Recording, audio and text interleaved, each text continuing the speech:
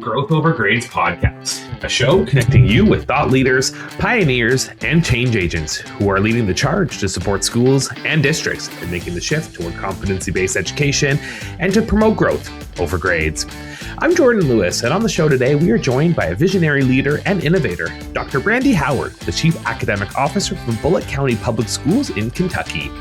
Dr. Howard brings over 15 years of a diverse experience to the table, from her early days launching one of Kentucky's first online schools to her award-winning tenure as a classroom teacher and principal.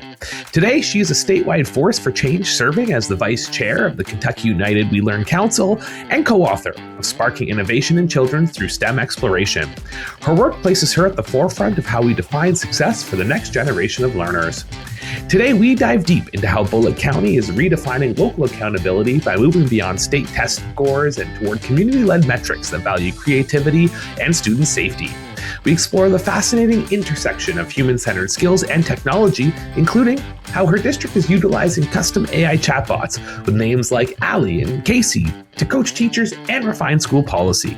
Brandy also shares her Innovate 8 framework for problem-based learning, explaining why education in 2026 must be about what students do with what they know rather than just what they can recall. Now, to my conversation with Dr. Brandy Howard. All right, welcome, Brandy, first of all, to the show. Thank you for joining us here on Growth Over Grades. I'm super excited for today's conversation for a bunch of reasons. One, because I just learned that Brandy's about to head out to the happiest place on earth, and that makes me really happy. But we're here today. We're talking a lot about designing personalized learning experiences and how school systems can start to, look into personalized learning and all those things that kind of come around it that are really, really important and critical that we're going to be diving into. So, Brandy, thank you for sharing your expertise with us here today. Yes, I'm so excited to be here. So, Brandy, where we're going to start today is to bring up kind of a really focal point of what's happening across Kentucky right now, local accountability. And, Brandy, a lot of districts are tethered to state level standardized testing, which we know doesn't really capture the full picture of students' readiness. And you've done a lot of work around community-led metrics, supporting local accountability, and this bridging of how local accountability can start to support human-centered skills that don't necessarily get tested on state measures. So I guess to kind of start things off, I'm curious, why do you see this as becoming that necessary bridge? Where does local accountability play into these school systems? So I personally think it's one of the most important shifts that's really happening in education right now. I think there is value in our state accountability system. I think that it gives us a baseline. It really lets us know where our students are at in some academic components, but it is one data point. And so I think that local accountability just has such value in so many ways, because I think it indicates for us, do our students feel safe? Can our students collaborate with one another? Can they think critically in situations? And do they really feel that sense of purpose in school? Right. And so I think it really bridges that gap between what our state measures and what our community, our local community really values.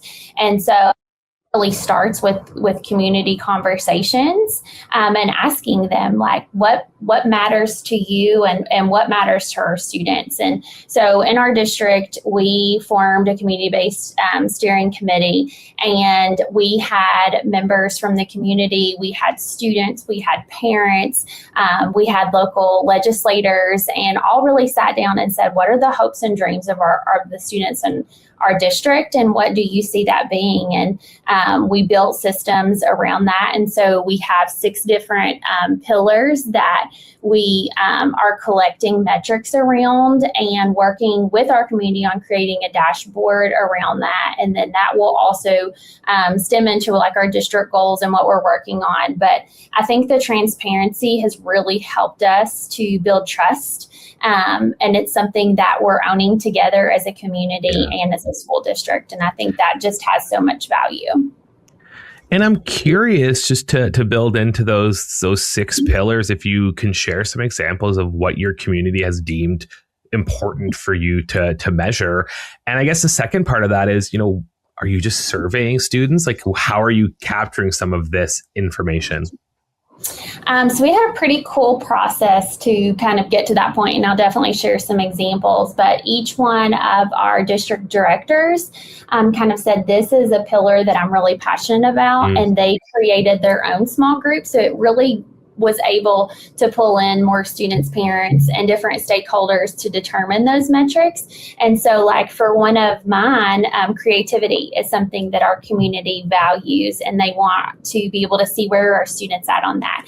And so I had a student present on the team, and a 5th grader at one of our elementary schools. And she said, for me, a metric that I would like to see is different artwork from students in our the community. Are there murals? When you go into a business, do you see things that our students have created there? Are we collaborating? They mentioned that one of our high schools are creating menus for a local coffee shop. And so really being able to see the creativity, but then there's also metrics that we want to see behind that. There's lots of research about how students' creativity decreases throughout their time in school. Right. And so really trying to think about what are some quantitative measures that we have in addition to those qualitative. And I think every team came out with that they really wanted to have at least 2 metrics, one that was qualitative and one that was quantitative. And just hearing how you are pulling in student voice, one standout component is when you ask a student, what does this look like, or how can you quantify it, or what metrics? Like, they understand what that means. And it just brings up this thought to an article that I read, that our education system today is chronically undervaluing what young learners can do. And you're using that just to flip the narrative entirely. Mm-hmm. Yes. And I think it's a really nice segue into talking about some broader national conversations. But I will just say, for folks that are unaware of what local accountability sort of means, Brandy, can you just fill that gap really quickly? I mean, Kentucky is kind of front of the states in terms of doing local accountability, but just a brief Coles notes as to what that means for someone who is unaware. So local accountability is a process in which you work with your community to define what you are accountable to them for. And so they are able to look at the whole organization of a school district, not just test scores. And so like the finances of a school district, how are you being held accountable for that? Student safety, how are you being held accountable for that? And so it really looks at the whole organization. And an example that we talk about a lot is in the medical field. And so, a hospital is not just evaluated on the number of successful surgeries that it has. It's really about the customer service, the cleanliness of the hospital, the whole organization. And so that's really what we want to do as a school district and within our schools as well. Right. And that's what the whole state is also working on. Yeah, and I think it's really important that it is happening at the state level, because now you're able to learn from colleagues in other districts who are doing this work, and it's not just siloed to the work in your district, right? So you're getting a lot of support from upper levels to try and to test and to iterate, which I think is also important when we're valuing these systems. But to segue a little bit to this growing national conversation around durable skills, and we spoke about how those human skills, durable skills, portrait competencies, we're going to use some different terms for, but we're kind of centering it on those same things appear in these items. I'm curious how, district leaders are able to take some of these concepts around things like critical thinking, creativity, and how are you building some systems where these skills are being taught and embedded into your core academics so that they're standing side by side with the grade that is appearing on that report card? Mm-hmm. This is a really exciting question because, we've been in this as a district for about 10 years and I still, there's still so much growth that we have. But I do think that the biggest mindset shift is realizing that durable skills are not separate from academic learning. They are embedded within it and they only become real when they show up in your daily instruction.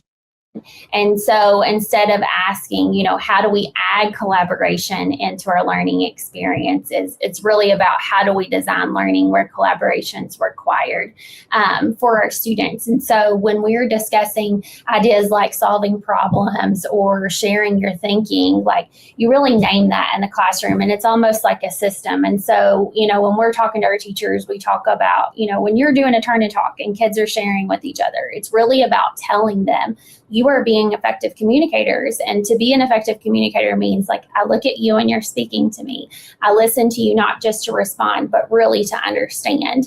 And so it's really in everything that you do within your classroom. It's just naming it and helping students build that awareness around it and having really clear criteria around what does that durable skill mean and how can you grow in it and helping students to reflect upon that. And so one of our schools for the first time is doing showcases of learning for every student in their building, K through 5. And so students really had to have that time built in daily to reflect on growing. And because they are in the beginning of their journey, they had students really work on a specific one. And it was so neat to hear students say, I really wanted to work on being a self-directed navigator, which means that I have to set goals and I have to be able to evaluate where I'm at with that goal. And sometimes I have to pivot.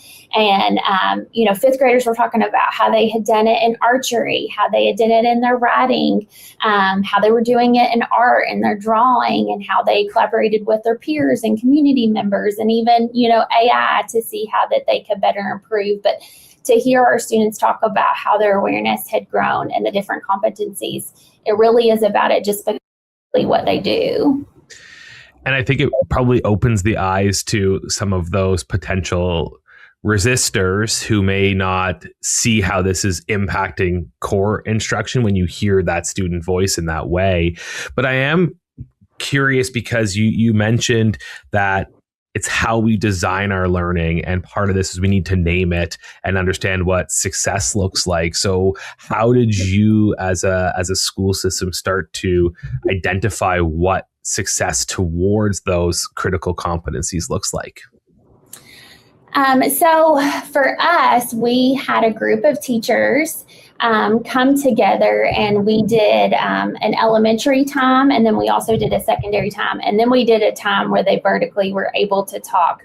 But with each one of our graduate profile competencies, we have 3 to 4 indicators under each one. And we talked about like if our graduate profile is the end goal, what we want that student to do as a 12th grader, what does that look like in K through 2?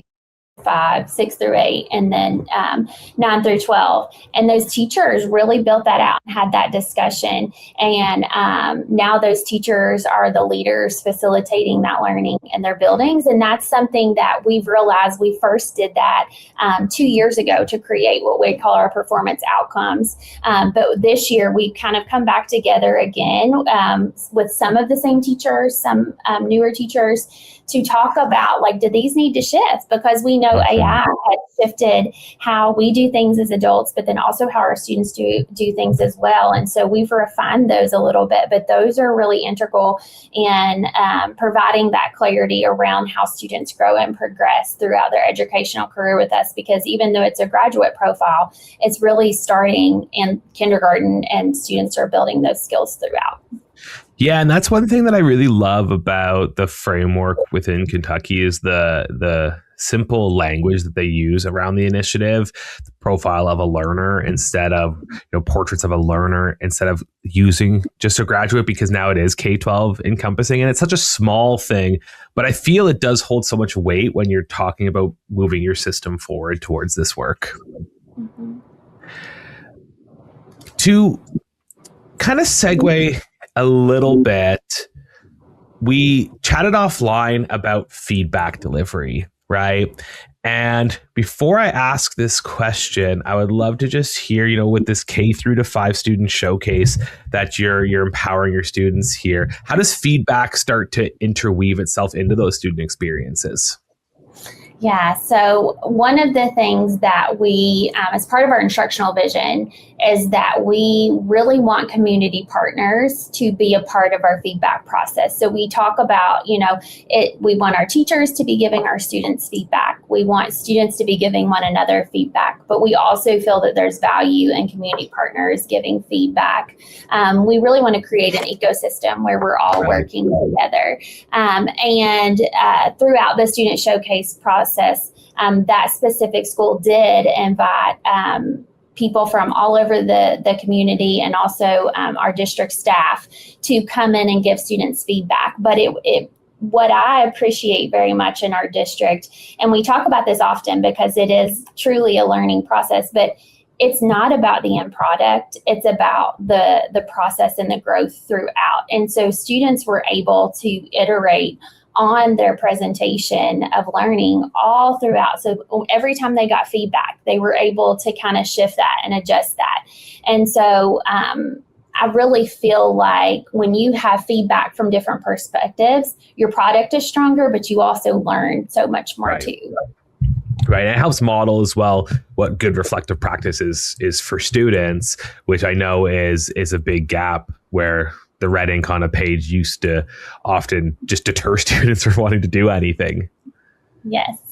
Yes, I got to be part of the process of giving feedback. And I remember because some of the students, this is their first time doing it. We had a student who came to us from another district and she was like, oh my gosh, she was like, I'm afraid of what you're going to say to me. And I was like, don't be afraid. Like, this is how we learn and grow. And so it really is like helping our students know that when you get feedback, it's not a bad thing. It's helping you. 100%. It's a real world skill. And if you talk to employers, like that's what they want, to be able to deliver feedback and people not take it personally and use it as that growth. And, everybody listening can think of a time probably in the last 3 hours where they've given feedback to somebody who didn't take it well. And we just need to enable our students to be able to have that constructive mindset and that growth mindset, which I think you are enabling through these processes in a much more organic way. Mm-hmm. But to build on this idea of feedback, and I'm going to kind of reword the question in real time because you've done a nice job highlighting how we need to reduce the silo between competency and academic skills. But, Brandy, what's some advice that you would give to leaders who want to further integrate these competencies into their design work, but are facing pressure from community or stakeholders who are just valuing the grade over a combination of both? Like, how can you help kind of districts communicate to families the value of these critical skills? Mm-hmm. Well, it all really does start with listening. I'm a huge proponent of empathy interviews, and I think talking to your community, especially when it is a deeply rooted tradition, I think about like the 4.0 GPA to families. That's really important because that's how their students get money for college, and right. And so really talking to them about what is it that you value about the current system and how might we evolve that to meet the needs of our students today and in the world we live in today. So maybe there's some things that you can honor about what people value while still evolving and practicing continuous improvement. But I really feel like it starts with listening and going through that empathy interview process and being intentional about ensuring that all voices are part of those interviews, that you're not just talking to the same families or the same community members, but you're getting diverse perspectives from your community. The diverse perspectives, I think, is a really important factor because especially I'm imagining there's challenges in getting those people into the room. You put a call to answer and you're going to just get the same people, right? And I think being flexible on calendars, even when you can get those folks into the room in different communities, is going to become a really important step to taking that toward listening. And it makes me think about those families even further and the students as well, that they need to kind of answer a question, are we on, above, or below kind of the target for learning, right? And we chatted a bit offline about this key question where that's what they need to know. But how can districts start to reconcile the need for this simple progress reporting, but also value the process and those career-oriented competencies? Like, what sort of design strategies can we start to employ a bit? I actually think this is more of a design challenge instead of a conflict. And I think at the end of the day, students, they just want clarity. They want meaningful information. So I think the goal is really to create systems that provide a simple and clear entry point for families that offer a really though into their learning. And so I don't think that the two things have to compete, but I think that you can design reporting that's accessible and rich for families. One of the things that a few of our schools have started doing that I think would be really beneficial for us as a whole organization to continue with it, but is talking about proficiency skills and having just a really common language and expectations for, everybody on your professional learning community, but also for families to really understand where a student is. And then that's where you can layer in your evidence. So whether that be a project or a performance task or even a journal or student reflection, like that's just being clear with families about and the student, like this is where you're at, but this is where you need to be, or you're already where you need to be, and this is how we're going to, continue to help your learning grow deeper. And so I think you kind of have to balance simplicity with meaning, and that just helps to build a shared understanding.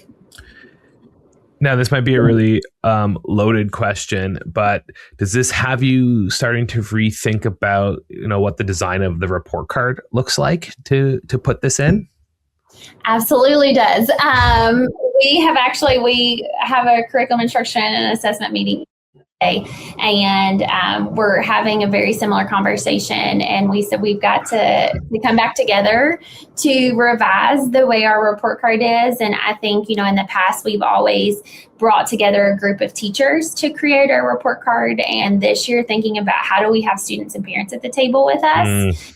So, that's who it's for. As educators, we know, where our students are at. But we really want our parents and our families and our students to know that too. And so they need a seat at the table when we have that conversation.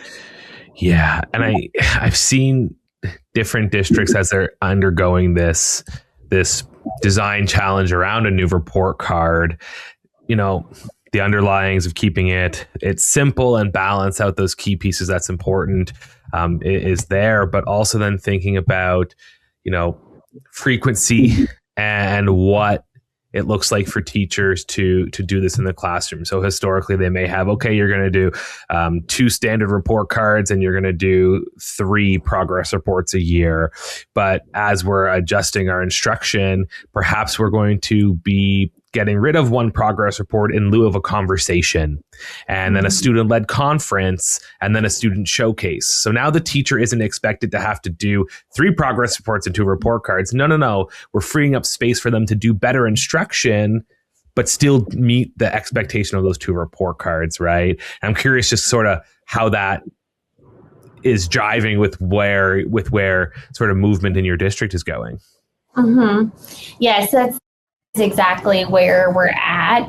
Is when do you have those student conferences? When do you send home that report? And you've been talking about blueprints, and so how does that progress reporting also become part of our assessment blueprint, so that it's really intentional for teachers? Like, we've met this point and this milestone, so how do we communicate that milestone with our families? And so it's kind of one big conversation together. And so I do think that, again, just being able to communicate with families about when is information. Do you want it right at the beginning of the year? Do you want it right before Christmas? And then also, building that out with our systems as educators as well. And it sounds like, and correct me if I'm wrong, because of this amazing opportunity to focus on local accountability. It gives the district a lot of agency to iterate and adjust, and you're not forced into a standardized statewide process around communicating that learning. Is that a correct assumption? That is a correct assumption, yes. Yeah. Having conversations around like which content areas do we do which things for? Right. Which just gives you so much freedom to just bring those voices to the table and make change quickly and iterate on that change, which I think is a beautiful place to be, because I do know that some folks are stuck in structures where it's been, 10, 15 years that they've been using the same statewide report process. And the world has changed a lot in the last 10, 15 years, and what we value has changed as well. But I want to circle back on something you mentioned a few minutes ago, and it was the process. And we talked about authentic process. You're an advocate for authentic process, and you've done publications around authentic process. So where I'm really curious is, as districts are trying to embed these durable skills and competencies into their instruction, how could it look if we start moving more into like a problem-based learning environment to start gathering student data? And like, what does that benefit us rather than just end of unit exam? Mm-hmm. So I think traditional assessments, they tend to measure what students know at a single point in time, but they don't really tell us how our students think, how they adapt, or even how their knowledge. And I think that problem-based learning shifts that. And so it allows us to see the entire process of how students approach problems, how they collaborate with others, how they do respond to feedback when they're given it, and how they iterate from that feedback and improve. And I think that gives us much richer data on growth of where a student is, so much more than a multiple choice assessment. And so it just aligns, I think, more closely with the real world, and where success in our careers and in our daily life is about solving problems and not selecting the right answer. And so Sujata Bhatt, she has been a coach with us this year, and she has a Horizon series where she talks about this, but it's really about learning not being about content, but how you do something with the content. And so that's been such a great learning process for us to really be able to apply those processes in our classrooms so that our students are engaging the way they're going to engage when they get in the career field. And so, we've been starting in elementary school, working on the lean startup process, because we know, based on the data of our district and what our students want to be when they grow up, many of them want to be entrepreneurs. And so we're exposing them to a process that they potentially are going to see in a career field in the next 10 years when they graduate. Right. I'm curious, as your district has made the supports for broader pedagogical shifts into these models, like, walk me through how you're supporting a teacher who was traditional to get to a problem-based place. Because it seems to me, kind of from the outside in, and I was a traditional teacher, I'll raise my hand to it right now, I was taught to be a traditional teacher. I tried to do problem-based learning, but I never was supported on making that shift. So what does that look like as you're bringing teachers into like a lean startup model? Mm-hmm. So I would say what I appreciate about our district is we have lots of entry points into that. And so you can be a very first coming out of a college prep program, or we right now have a lot of option 6 and different emergency certs. That's just kind of where we're at with the teacher shortage. I think we have about 41% teachers or 4 years and below right now into this field. And so we have what we call our Thrive Academy, and that is for your first 3 years of teaching. We have 3 retired staff members, 2 were principals, and 1 was an instructional coach, who facilitate monthly learning sessions for our teachers, really breaking all of this down. And then they demonstrate that through teacher portfolios and exhibitions of learning where they're at, so that they're experiencing what our students experience. And so that's one entry point we have. We also have cohorts. Every professional learning in our district is in a cohort model. And so we have several different cohorts where we work with teachers to expose them to this.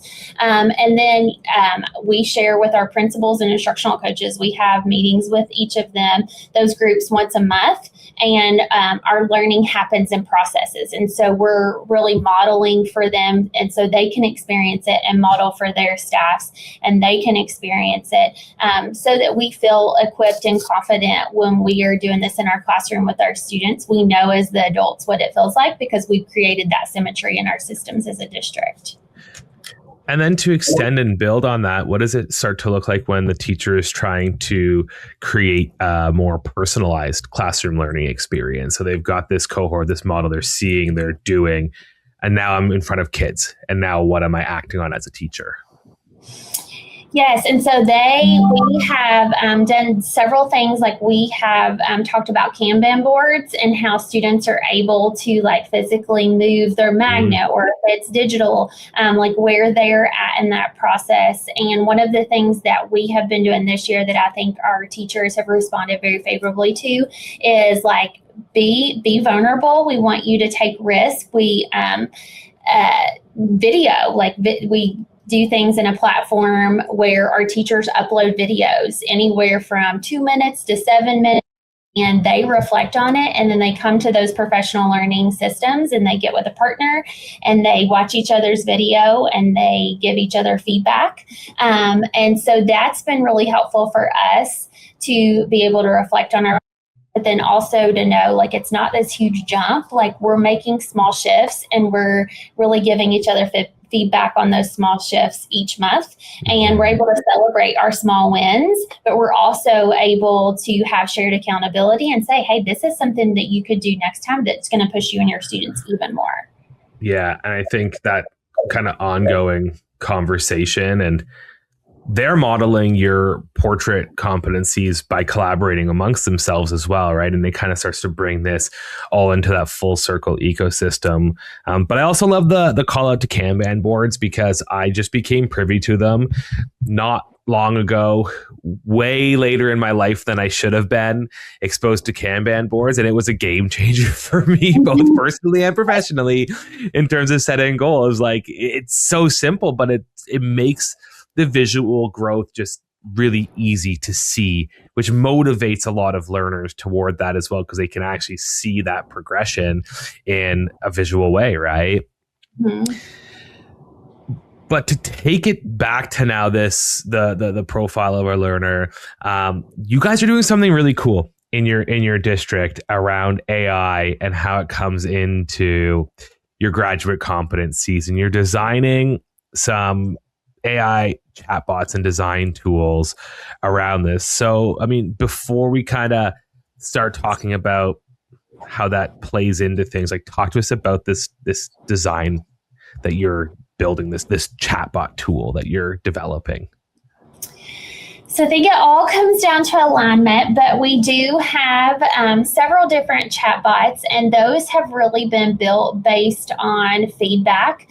So we do have a high quality instructional coalition that we meet with throughout the year, and just talking in that coalition, one of the things that they surfaced towards the end of last year was the fact that we have so many new teachers, and we also have legislation that says you have to use a high quality instructional resource, or I know some people call it a high quality instructional material. And so they were like, we've been doing PBL and authentic learning, and now the state says we have to do HQIR.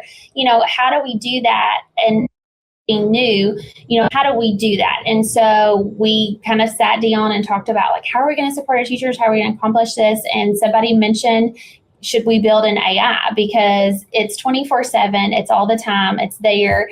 And so we created our own AI that's closed. It has our guiding documents in it, but we've also uploaded components of our HQR. And so teachers are able to get on there and ask questions. And many of them have said it's so helpful because each of our schools do have an instructional coach, and they were like, we absolutely instructional coach, but sometimes we have these ideas at midnight, and so we just want to get it out of our mind, and so we'll get on there, and we call her Allie, one of our chatbots for authentic learning experiences. And so they're like, I get on there and I talk to Allie at midnight, and she helps me think through this, and then I'm able to take that to my instructional coach, and we're able to build this experience together. And so our instructional coaches are so excited about it because they're like, it's helping support me too. And so that's been really integral. We also have other chatbots as well that we use as a leadership team. And so one of those is Casey, and that helps us to rebuild our policies to be more transformational. We have Learning Journey, which we call LJ, and LJ helps us to build an arc of instruction over a year. And then we have Apple, which is our adult learning platform that helps us to build our learning sessions to create that symmetry so that our adults are experiencing what we want our students to experience. And so, and then we also, which is through another organization, but we have been also talking to Gabby, and that is really to help us think and around growth mindset. And so that has been extremely helpful for us as well. It's great because my administrative assistant says all the time, she's like, I don't know what you're talking about. Are you talking about a person or an AI? I'm like, well, they all serve purpose. So it's good. It is true. And, it's important to the distinction that you made about the teacher using Allie to have ideas, to brainstorm, but the fact that they didn't just take what it was discussed because you set up clear guardrails and just start doing it, that they're bringing it to their instructional coach and then creating from that, is the distinction that I feel a lot of teachers are missing, where they say, I'm going to use AI. It's going to help me create 30 personalized lesson plans in the blink of an eye. And now I'm going to be a personalized learning classroom. Like, no, that's not the intention. It's an efficiency. It's a creativity engine that's allowing your teachers to be their best self. Yes. And I think too, one of the things that we really value, at first I think we were calling it and now we call it a coach, because all of them are trained to not give answers, but to ask questions. Right. And so I think it's been really helpful for all of us to learn from, because it's not giving us the answers. It's just causing us to think more, which is good.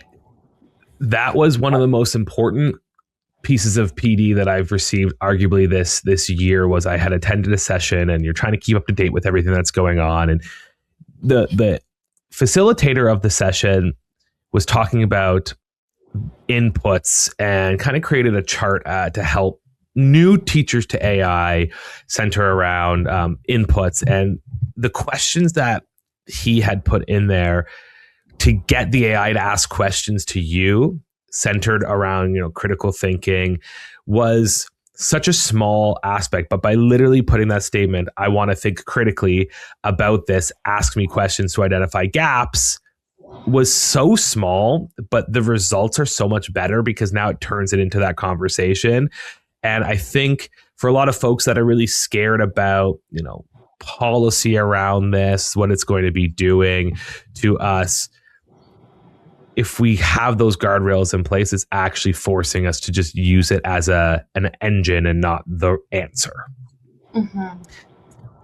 What I am curious about is, as a district that is having a lot of really great experiences with adults and your adult learners around these things, are you thinking about how this is going to then interact on a student-facing side? Yes. We're just now entering that space very, very early. But one of our teachers who has been a huge advocate for Allie, who was on our High Quality Instructional Coalition, so she was one of the teachers who piloted it.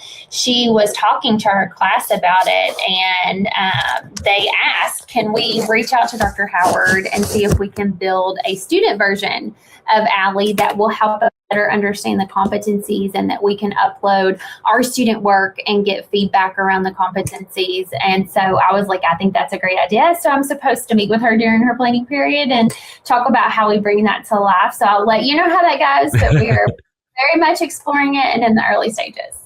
Yeah, we'll circle back when that's in its beta testing, and we'll get some live results here on the show. But I just think that for a lot of these students, and you've mirrored these sentiments throughout the conversation, is they want to be discussing their learning. And I think with some of these initiatives where teachers are still in a very deep learning phase themselves in terms of internalizing it, as well, because you're in this kind of constant iteration around those performance outcomes, it can be challenging for teachers to maintain their own sense of what that success looks like. So giving a student the agency to be able to self-identify, self-document, and reflect, I think is a really smart direction to head for those sort of pieces. And Brandy, as we're kind of getting set to segue close to the end here, you also had told me about a really cool walkthrough tool that you've built to help coach principals and teachers, and it may have been one of those chatbots in which you've shared. But what I'm wondering about is, what are some of the look fors that you as a system are viewing that is letting us identify a classroom has shifted from, a traditional model to one that's focusing in on high level skill development ingrained in those core subjects? That has been a huge part of our year. Our entire curriculum instruction and assessment team has devoted every Wednesday to Wednesday walk withs. And so we go into all of our schools and we utilize the walkthrough tool. And the walkthrough tool is not about compliance. It is completely about growth. And so we will go into classrooms and there are some things that we look for. And so first we look at who is doing the thinking. So in our where our graduate profile is alive, our students are the ones who are doing the cognitive heavy lifting. They are talking to each other. They are asking each other questions. They're explaining their thinking. They're creating products. And so the next we look for after that is, what is the task? Is it something that can be thrown away? Is it a piece of paper that's just going to go in the garbage? Or is it meaningful? Are the students, collaborating and applying their learning so that they're able to make an impact in some way? And then also, what does the feedback look like? So is the feedback ongoing, specific? Is it really clear for students? Is it helping them to be able to grow and reflect? Or is it just good job? And then lastly is that student ownership. And so if I'm able, I always go and talk to kids and say, hey, what are you learning today?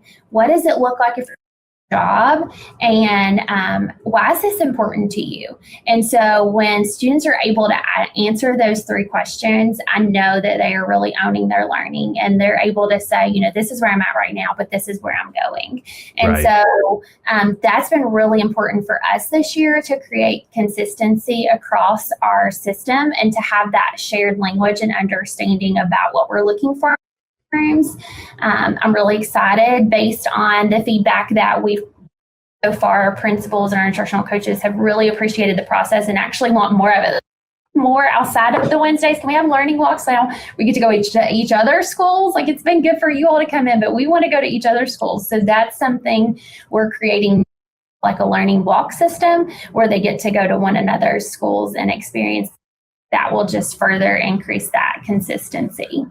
Yeah, and I mean, imagine even being able to allow a classroom teacher to, albeit when time is available, to do walks like that with their colleagues and see some of those instructional strategies that you guys are working so hard to bring in firsthand, and see that impact would also be hugely valuable. But it's just a model that makes sense. Like in 2026, it just makes sense. And it's like, why did it take us to 2026 to be able to bring these collaborative models into our schools? But Brandy, as we're getting ready to sort of wrap things up here today, I'm curious why you see innovations like graduate profiles and the local accountability models being so pivotal towards the future of our K-12 education system. I think it comes down to this. It's, our world has changed. I know some people disagree on that, but when my 11-year-old son looks at me and says, Mom, you were born in the 1900s when, there was no internet, I know that the world has changed.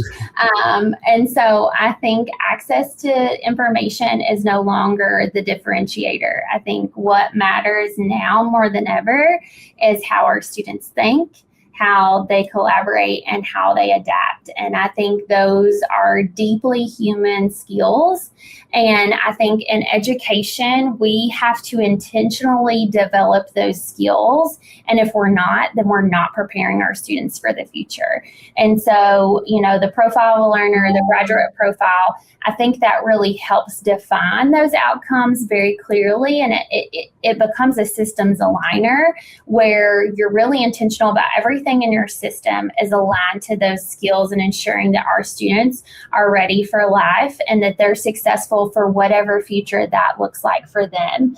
And I think that we're not choosing between academics or skills. It's truly about integrating it. And because success isn't just about what students know, it's what they're doing with what they know. And I think that impacts who they become and who they want to become. We're talking about creating thinking classrooms to promote critical collaborators and having broader systems alignment so we can prepare our students for the future. Yes. Brandy, thank you so much for joining us here today on the show. Thank you so much for having me.